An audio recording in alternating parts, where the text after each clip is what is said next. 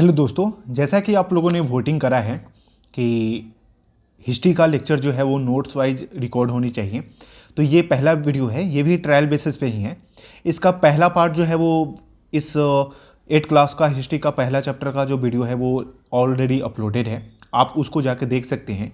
उसमें से शुरू का 10 मिनट बताया गया है ना, वो काफ़ी इंपॉर्टेंट है। उससे आपको एक अप्रोच मिल जाएगा कि एनसीईआरटी हिस्ट्री को कैसे पढ़ना है और उसको कैसे ट्रीट करना है।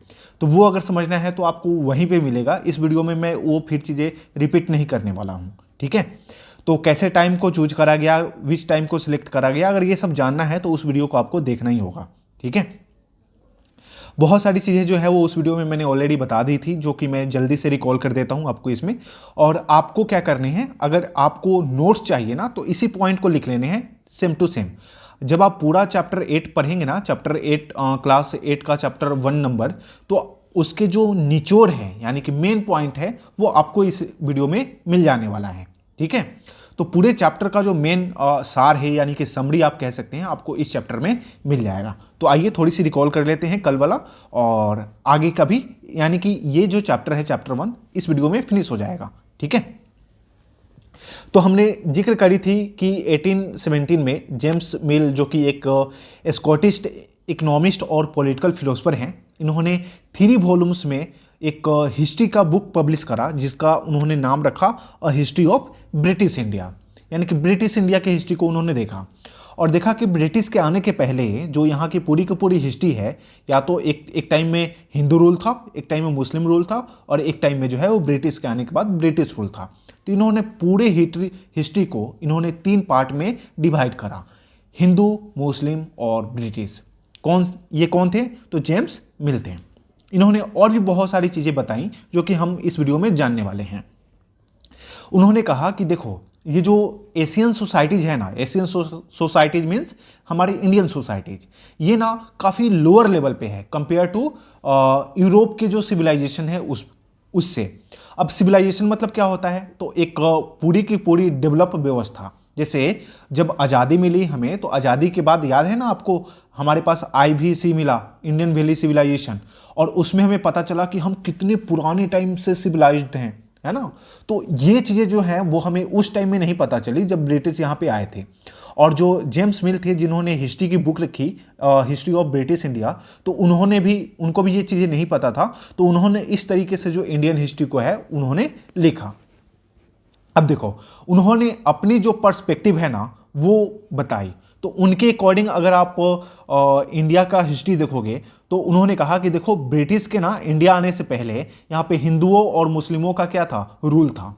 और यहाँ पे रिलीजियस इनटॉलरेंस देखने को मिलता था। इनटॉलरेंस मतलब एक धर्म का अगर शासन है तो वो दूसरे धर्म को अच्छे से इक्वालिटी के साथ एक्सेप्ट नहीं करता था। इसको बोलते हैं रिलीजियस इनटॉलरेंस। कास्ट टाबूज थे, सुपरस्टिशियस प्रैक्टिसेस डोमिनेट करती थी। सुपरस्टिशियस प्रैक्टिसेस कहने का मतलब यानी कि अंधविश्वास वाली जो चीज़ें होती हैं प्रैक्टिस, वो करी जाती थी। तो ये सोशल लाइफ को क्या करता था? डोमिनेट करता था, यानी कि ये हावी था हमारे सोशल लाइफ पे। ऐसा जेम्स मिल को लगता था। उन्होंने फिर से क्या कहा कि ब्रिटिश रूल जो है, मिल्ट को ऐसा लगा कि इंडिया को अगर सिविलाइज करना है तो यहाँ ब्रिटिश रूल का होना बहुत ही जरूरी है। इसलिए उन्होंने क्या कहा कि यूरोपियन मैनर जो हैं वो इंडिया में क्या करने हैं? इंट्रोड्यूस करने हैं। यूरोपियन मैनर्स में क्या क्या आते हैं? तो यूरोप का आर्ट्स, वहाँ का इंस्टीट्यूशन, वहाँ का लॉ इंडिया में हम क्या करेंगे? इम्पोज करेंगे। तो इससे क्या होगा कि इंडिया जो है वो सिविलाइज्ड बनेगा, ऐसा जेम्स मिल को लगता था। फिर उन्होंने ब्रिटिश को सजेशन दी। क्या सजेशन दी? कि देखो, अगर आप चाहते हो कि इंडिया सिविलाइज हो, यहाँ के लोग जो हैं वो इनलाइटमेंट प्राप्त करें, हैप्पीनेस प्राप्त करें, तो आपको क्या करना होगा? इंडिया के जितनी भी टेरिटरीज हैं ना, उनको आप पे कब्जा करना होगा, उनको अपने अंडर में लेना होगा। तभी जो है वो यहाँ के लोगों को इनलाइटमेंट और हैप्पीनेस मिलेगा, ऐसा जेम्स मिल को लगता था। फिर उन्होंने यहीं तक वो नहीं रुके, वो आगे भी गए। उन्होंने कहा कि देखो, इंडिया जो है ना वो अकेला यानी कि खुद से वो प्रोग्रेस नहीं कर सकता, वो कैपेबल नहीं है। तो उसको अगर प्रोग्रेस करना है, डेवलप करना है, तो उसको ब्रिटिश का हेल्प लेना ही पड़ेगा, ऐसा जेम्स मिल को लगता था। फिर उन्होंने क्या करा कि पूरी जो प्रोग्रेस है इंडियन सिविलाइजेशन की, उन्होंने रिप्रेजेंट करा ब्रिटिश रूल को और कहा कि देखो इस तरीके से जो है वो हम आपको डेवलप करेंगे, हम आपको सिविलाइज बनाएंगे। और इनका मानना था कि ब्रिटिश को इंडिया आने से पहले का जो पूरा का पूरा हिस्ट्री है वो एक डार्कनेस था, ऐसा जेम्स मिल को लगता था। तो इंडियन हिस्ट्री के बारे में जेम्स मिल ने अपने बुक्स में इस तरीके की बातें जो हैं वो लिखी, ठीक है। लेकिन अब देखो इन सारी बातों में क्या इंडियन पीपुल का थॉट, उनका बिहेवियर, उनका लाइवलीहुड और बाकी की चीज़ें इसमें शामिल हैं क्या? नहीं है। तो फिर जो हमारे हिस्टोरियन है ना, उनको लगा कि भाई ये तो सही नहीं है, इसमें इंडियन पीपुल तो एग्जिस्ट ही नहीं करता। तो इसलिए हमने अपना क्लासिफिकेशन ऑफ हिस्ट्री जो है वो इंट्रोड्यूस करा और हमने हिस्ट्री को हिंदू, मुस्लिम और ब्रिटिश ना बोल के हमने एंशिएंट, मिडाइवल और मॉडर्न बोला। अब यहाँ पे देखो ये जो टर्म है एंशिएंट, मिडाइवल और मॉडर्न, इसका क्या मतलब है, हम किस पीरियड को जो है वो इसमें शामिल करेंगे। तो देखो एक तो पहले आपको समझ लो कि ये जो हमने पीरियड एक्वायर करा ना, ये वेस्ट से ही हमने लिया, यानी कि जो वेस्ट की कंट्रीज है, वेस्टर्न कंट्रीज, वहीं से हमने लिया। लेकिन अब उनके अकॉर्डिंग, यानी कि वेस्ट के अकॉर्डिंग मॉडर्निटी का क्या मतलब होता है, यानी कि मॉडर्न हिस्ट्री का क्या मतलब होता है। तो मॉडर्न हिस्ट्री में ना ये चीज़ें इंक्लूड हो जाती हैं, science, reason, democracy, liberty, equality. तो अगर ये चीज़ें एग्जिस्ट करती हैं तो वो मॉडर्न हिस्ट्री है, अगर ये चीज़ें एग्जिस्ट नहीं करती हैं तो वो मॉडर्न हिस्ट्री नहीं है। तो हमने देखा कि उनके अकॉर्डिंग जो मॉडर्न हिस्ट्री है उसका मतलब है कि साइंस होना चाहिए, रीजन्स होना चाहिए, डेमोक्रेसी होना चाहिए, लिबर्टी होना चाहिए, इक्वालिटी होना चाहिए, ठीक है। और मेडिवल के लिए उन्होंने कहा कि जब डेमोक्रेसी, लिबर्टी, इक्वालिटी एग्जिस्ट नहीं करता है, यानी कि ये जो मॉडर्न हिस्ट्री के फीचर होने हैं मॉडर्न सोसाइटी के, ये एग्जिस्ट नहीं करता है, तो वो जो पीरियड है ना वो मेडाइवल पीरियड है, ठीक है। लेकिन हमारे यहाँ प्रॉब्लम क्या था, हमने ये पीरियड तो कैरी कर लिया उन लोगों से, लेकिन हमारे यहाँ प्रॉब्लम क्या था, प्रॉब्लम ये था कि जिस चीज़ को वो मॉडर्न बता रहे हैं तो उस चीज़ में वो कह रहे हैं कि भाई डेमोक्रेसी होना चाहिए, लिबर्टी होना चाहिए, इक्वालिटी होना चाहिए, है ना। लेकिन आप देखो जब ब्रिटिश रूल था तो हमारे यहाँ डेमोक्रेसी था नहीं था, लिबर्टी था नहीं था, इक्वालिटी था नहीं था। तो अगर ये चीज़ें हमारे पास था ही नहीं तो वो मॉडर्न सोसाइटी कैसे हुई? नहीं हुई ना। तो ये प्रॉब्लम आ गई हमारे साथ जब हमने अपनी हिस्ट्री को क्लासीफाई करा। तो फिर हमारे जो बहुत सारे हिस्टोरियन हैं ना, उन्होंने मॉडर्न पीरियड को मॉडर्न सोसाइटी या मॉडर्न हिस्ट्री ना बोल के उन्होंने बोला कि भाई ये जो इरा है ना ये कॉलोनियल इरा है ना। अब ये जो वर्ड उन्होंने दिया कॉलोनियल इरा है, यहाँ तक हमने पिछले वीडियो में भी डिस्कस करा था, जो डिटेल वाली वीडियो थी। प्लीज़ आप एक बार ना जरूर देख लेना, शुरुआत के कम से कम 10 मिनट आपको कैसे हिस्ट्री को पढ़ना है ना, एक बहुत शानदार अप्रोच मिल जाएगा आपको वहाँ पे। अब देखो कॉलोनाइजेशन का मतलब क्या होता है। तो कॉलोनाइजेशन में क्या होता है कि मान लो कोई एक कंट्री यानी कि ब्रिटिश है ना, और यहां पे मान लेते हैं इंडिया। अब इसको समझ लो, आप समझ लोगे कॉलोनाइजेशन क्या होता है। ब्रिटिश यहां पे आए किस पॉइंट ऑफ व्यू से, तो बिजनेस करने के लिए, यानी कि व्यापार करने के लिए, है ना।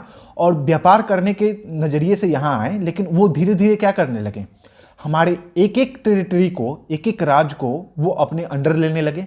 अंडर लेने के बाद वो क्या क्या वहाँ पे पावर लेते, तो पॉलिटिकल पावर लेते, इकोनॉमिक पावर लेते और सोशल एंड कल्चरल चीज़ों में भी काफ़ी इंटरफेरेंस करते।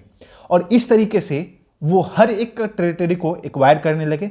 एक्वायर करने के बाद वो वहाँ का पॉलिटिकल और इकोनॉमिक राइट जो है वो अपने अंदर लेने लगे, और जो इंटरनल अफेयर्स है वो वहाँ के राजा या नवाब्स के अंदर छोड़ दिया। तो इस चीज़ को बोलते हैं सबजुगेट करना, यानी कि दूसरे टेरिटरी को अपने टेरिटरी के अधीन कर लेना, नीचे कर लेना, अंदर में कर लेना, तो उसको बोलते हैं सबजुगेट करना। तो इसी को बोलते हैं कॉलोनाइजेशन। जब एक कंट्री किसी दूसरे कंट्री को सबजुगेट कर लेता है, उसके अंदर पॉलिटिकल, इकोनॉमिक, सोशल और कल्चरल चेंजेस लाते हैं अपने कंट्री के हिसाब से, तो इसको बोलते हैं कॉलोनाइजेशन, ठीक है। और सबजुगेशन, देखो ये जो वर्ड है ना सबजुगेशन, ये आपके जो सिक्योरिटी वाला आपका सिलेबस है ना मेंस का, उसमें काफ़ी डिटेल में आने वाला है। जैसे कि सबजुगेट, सबोटाज, सबवर्जन, ये सब वर्ड सिक्योरिटी का वर्ड है, तो इस चीज़ को समझना ज़्यादा जरूरी है, तो आप वहाँ पे समझोगे। यहाँ पे बस ये वर्ड था तो मैंने थोड़ी बहुत एक्सप्लेन कर दी। अब चलो आगे देखो, अब क्या है कि उन्होंने कहा, खूब सपोर्ट करा ब्रिटिश को कि भाई यहाँ पे जो है वो ब्रिटिश रूल आना ही चाहिए, तभी जो इंडिया है वो सिविलाइज होगा। तो इसके चक्कर में उन्होंने क्या करा कि भाई यहाँ पे अगर रूल करना है ना, तो यहाँ का मैप बनाना होगा। और हमने पिछले वीडियो में देखा कि इन्होंने जो रेनेल थे उनको उन्होंने कहा कि भाई इंडिया का मैप प्रोड्यूस करो। इंडिया का मैप प्रोड्यूस हो गया। फिर उन्होंने कहा कि हम लोग कैसे इन पे शासन कैसे करें, है ना, कैसे चीज़ों को जो अफेयर्स है, चाहे एडमिनिस्ट्रेटिव है, पॉलिटिकल है, या किसी पॉलिसी को या एग्रीमेंट को लागू करना है तो उसको कैसे लागू करें। तो इन सब चीज़ के लिए जो है एक्ट ऑफ राइटिंग इंपॉर्टेंट हो गया। अब उस टाइम में एक्ट ऑफ राइटिंग जब इंपॉर्टेंट हो जाता है, ब्रिटिश को ऐसा लगता है कि भाई अब क्या करना होगा, तो जितने भी इंस्टीट्यूशन है, प्लान है, पॉलिसी है, डिसीजन है, एग्रीमेंट है, इन्वेस्टिगेशन है, ये सब का सब क्या होना चाहिए, क्लियरली लिखा हुआ होना चाहिए। ब्रिटिश को ऐसा लगने लगा। फिर उन्होंने क्या करा कि ये सारी चीज़ों को जो है वो लिखना स्टार्ट करा। तो देखो यहाँ पे उन्होंने क्या क्या प्रोड्यूस करा, तो एडमिनिस्ट्रेटिव कल्चर प्रोड्यूस करा, मेमोज, नोट्स और रिपोर्ट्स। अब इसके तहत अब मान लो कोई रिपोर्ट्स है, कोई इंस्ट्रक्शन है, पॉलिसी डिसीजन है, कुछ भी है जो रिटन फॉर्मेट में है, तो उसको रखने की भी एक चुनौती आएगी।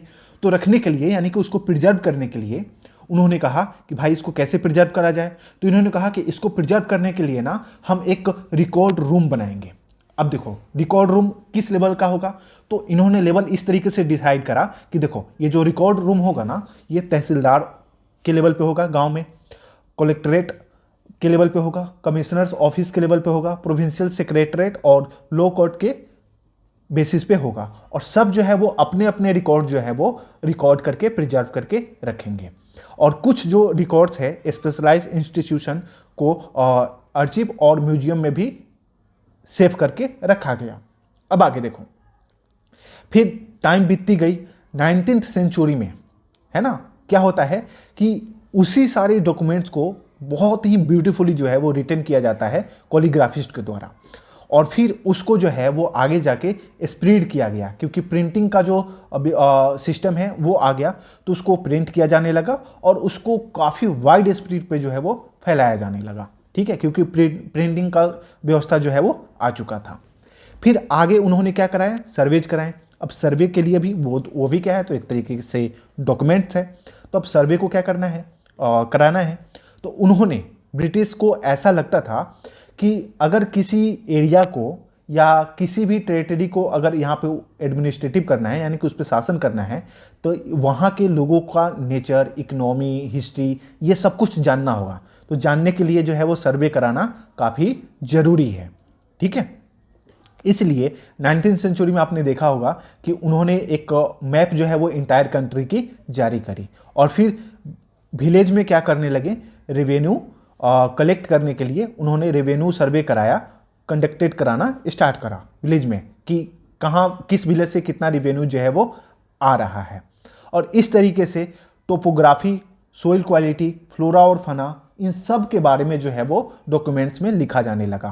क्रॉपिंग पैटर्न कैसा है ये भी लिखा जाने लगा, किस चीज़ में कैसा व्यवस्था करना है, किस तरीके से एडमिनिस्ट्रेशन करना है रीजन का, तो ये सब जानने के बाद ही किया जाना संभव था। इसलिए 19th सेंचुरी में उन्होंने क्या करा, सेंसस जो है वो ऑपरेशन में लाए और एवरी 10 ईयर्स में, यानी कि हर 10 साल में जो है वो इन्होंने सेंसस कराना, जिसको आप जनगणना बोलते हो, वो कराना स्टार्ट करा। और इसके बेसिस पे देखो, ये कास्ट, रिलीजन और ऑक्यूपेशन का नोट करते थे कि मान लो ये 1 2 3 4 ये बंदे हैं, तो ये किस कास्ट से हैं, इनका रिलीजन क्या है, ये अपने लाइवलीहुड कैसे कमाते हैं, इनका ऑक्यूपेशन क्या है, ये सारी चीज़ें जो है वो इन्होंने नोट करना स्टार्ट करा। अब देखो एनसीईआरटी में एक बात नहीं है, वो ये बात नहीं है कि ये यहाँ पे बोलते हैं कि कास्ट, लेकिन उस टाइम में ना बहुत सारी ऐसी चीज़ें थी जिनको लोग तो रहते थे लेकिन उनको पता नहीं है उनका कास्ट क्या है, तो ये ना किसी भी कैटेगरी में उनको रख देते थे।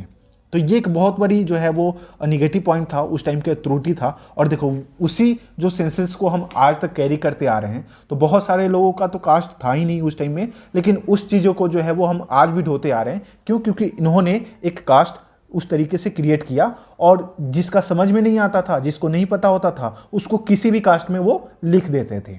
ठीक है, तो आगे से उसका इंफॉर्मेशन उसी लेवल पे आगे चलता रहता था। अब देखो आगे क्या होता है। फिर उन्होंने बहुत सारे अलग तरीके के भी सर्वे कराए, जिसमें बॉटनिकल सर्वेज है, जूलॉजिकल सर्वे है, आर्कियोलॉजिकल सर्वे है ना, एंथ्रोपोलॉजिकल सर्वे है और फॉरेस्ट सर्वे है। इन हर तरीके के सर्वे कराएं ताकि इनको पूरा प्रॉपर आइडिया मिल सके कि यहाँ पे एडमिनिस्ट्रेटिव करने के लिए किस किस तरीके की रिक्वायरमेंट की आवश्यकता है। अब देखो, बोटनिकल गार्डन और जो नेचुरल हिस्ट्री म्यूजियम्स हैं इस्टेब्लिश करा गया इनके द्वारा। Plant specimen and information about their usages, ये भी करा गया। Local artist we are ask to draw picture of these specimen, local artist को बोला गया कि भाई इन सभी का जो है वो आप पिक्चर ड्रॉ करिए। फिर आगे क्या करा गया, अदर सोर्सेस जैसे diaries of people, account of pilgrims and travellers, autobiographies of important personality and popular booklets are other important sources. अब अगर हम कहते हैं ना कि भाई हिस्ट्री जब लिखा जा रहा है ना, वो पहले वाली वीडियो में हमने बताई थी कि हिस्ट्री का सोर्स क्या होना चाहिए, तो ये सारी चीज़ें जो हैं वो हिस्ट्री का सोर्स है, जिसमें डायरी है, अकाउंट्स ऑफ पिलग्रिम्स है, ट्रेवलर्स है, ऑटोबायोग्राफीज है, इंपॉर्टेंट पर्सनालिटी का और पॉपुलर बुकलेट्स है, जिसमें हमारे इन हिस्ट्री की जानकारी जो है वो मिलती हैं। और उस टाइम में कुछ न्यूज़पेपर वगैरह भी प्रिंट होना स्टार्ट हो गया था, तो वो भी उसकी कटिंग वगैरह मिलती हैं। तो देखो, हमारे बहुत सारे लीडर थे, रिफॉर्मर्स थे, उन्होंने अलग अलग तरीके से अपने आइडियाज़ को लिखा, पोएट के जरिए, बहुत सारे नोवेल्स थे, उन्होंने फीलिंग अपनी एक्सप्रेस करी मैगजीन के जरिए, तो वो भी क्या बना, एक हमारा सोर्स बना। ठीक है, अब देखो लास्ट हम लोग पहुंच चुके हैं इस चैप्टर के अंत में, और इस चैप्टर में प्रीलिम्स पॉइंट ऑफ व्यू से आपको क्या याद रखने हैं, तो बस यही फैक्ट जो है वो आपको प्रीलिम्स पॉइंट ऑफ व्यू से याद रखने हैं। तो जेम्स रैनल जो थे वो रॉबर्ट क्लाइव के द्वारा उनको बोला गया कि भाई आप हिंदुस्तान के मैप जो है वो प्रोड्यूस करिए, क्योंकि हिंदुस्तान पे अगर शासन करना है तो मैप जरूरी है उसका। तो इन्होंने क्या करा कि मैप को प्रोड्यूस करा जेम्स रैनल ने। आगे देखो, वैरेन हेस्टिंग जो है ना वो first governor general of India बने कब, 1773 में। तो ये वो फैक्ट है जो आपको याद रखने हैं। लॉर्ड माउंटेन जो हैं वो हमारे लास्ट वाइस रहे हैं पार्टीशन के टाइम में, जब इंडिया और पाकिस्तान का पार्टीशन हो रहा था, तो उसमें इन्होंने एक इम्पॉर्टेंट रोल प्ले करा था लॉर्ड माउंटबेटन ने। ठीक है, और नेशनल जो आर्चीव्स है इंडिया का वो इस्टेब्लिश करा गया कब, 1920s में। आप देखिएगा एनसीईआरटी की बुक में एक कोने में साइड में जो है वो एक पिक्चर दे रखी है इसकी, तो आप वहाँ से जाके देख लीजिएगा। तो प्रीलिम्स पॉइंट ऑफ व्यू से याद रखने के लिए जो है वो यही बेसिक फैक्ट जो है वो आपको याद रखना है। तो कुल मिला के पहला चैप्टर का जितने भी इंपॉर्टेंट पॉइंट हो सकते थे हमने डिस्कस कर लिया है। इस वीडियो को देखने के लिए ना आप प्लीज़ पहला वाला वीडियो जरूर देख लीजिएगा, जो नेक्स्ट वीडियो है वो आपको इसी फॉर्मेट में मिलेगा। ठीक है, तो ये बहुत इंपॉर्टेंट है कि आप पहला वीडियो जरूर देखें। ठीक है, तो इस वीडियो में इतना ही, मिलते हैं अगले चैप्टर में, अगले वीडियो में, तब तक के लिए जय हिंद।